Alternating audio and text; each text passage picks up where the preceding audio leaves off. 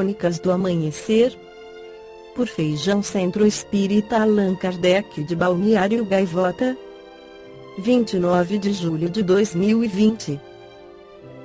Desemprego diante da pandemia tem alta pela 4 semanas seguida, aponta IBGE. O desemprego diante da pandemia do novo coronavírus teve alta pela 4ª semana consecutiva, com o fechamento de cerca de 2 milhões de postos de trabalho neste período. É o que aponta um levantamento divulgado na sexta-feira 3/7 pelo Instituto Brasileiro de Geografia e Estatística IBGE.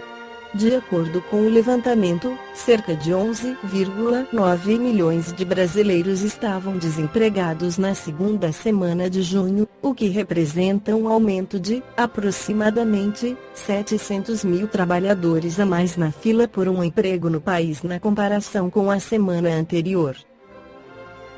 Já na comparação com a primeira semana de maio, a população desempregada aumentou em cerca de 2 milhões de pessoas, uma alta de 21% em 5 semanas. A alta do desemprego foi observada em todas as grandes regiões do país. Na comparação com a primeira semana de maio, a alta mais expressiva foi observada no Centro-Oeste, 27%. Nordeste e Sul também tiveram aumento maior que a média nacional, 23%, em ambas as regiões. No Sudeste o crescimento foi um pouco menor, de 20%. E a menor alta no desemprego ocorreu na região Norte, 11%. Além da alta persistente no desemprego, o levantamento mostrou que a informalidade no mercado de trabalho voltou a ter queda após 2 semanas de alta. O contingente de trabalhadores afastados por causa do isolamento social segue em queda. O número de trabalhadores em home office ou teletrabalho na pandemia se mantém estável. O levantamento foi feito entre os dias 7 e 13 de junho por meio da PNAD Covid-19, versão da Pesquisa Nacional por Amostra de Domicílios Contínua realizada com apoio do Ministério da Saúde para identificar os impactos da pandemia no mercado de trabalho e para quantificar as pessoas com sintomas associados à síndrome gripal no Brasil. A pesquisa não é comparável à PNAD contínua, divulgada mensalmente também pelo IBGE e coaponta os dados oficiais de desemprego do país. No Livro dos Espíritos, Allan Kardec aborda o tema trabalho na terceira parte, onde estão as leis morais, sendo a lei do trabalho uma delas. Questiona o codificador 674. A necessidade do trabalho é uma lei da natureza. O trabalho é uma lei da natureza, e por isso mesmo é uma necessidade. A civilização obriga o homem a trabalhar mais, porque aumenta as suas necessidades e os seus prazeres. 675. Só devemos entender por trabalho as ocupações materiais? Não, o espírito também trabalha, como o corpo. Toda ocupação útil é trabalho. 676. Porque o trabalho é imposto ao homem. É uma consequência da sua natureza corpórea.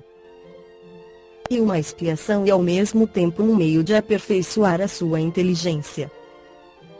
Sem o trabalho o homem permaneceria na infância intelectual, eis porque ele deve a sua alimentação, a sua segurança e o seu bem-estar ao seu trabalho e à sua atividade. Ao que é de físico franzino. Deus concebeu a inteligência para o compensar, mas há sempre trabalho.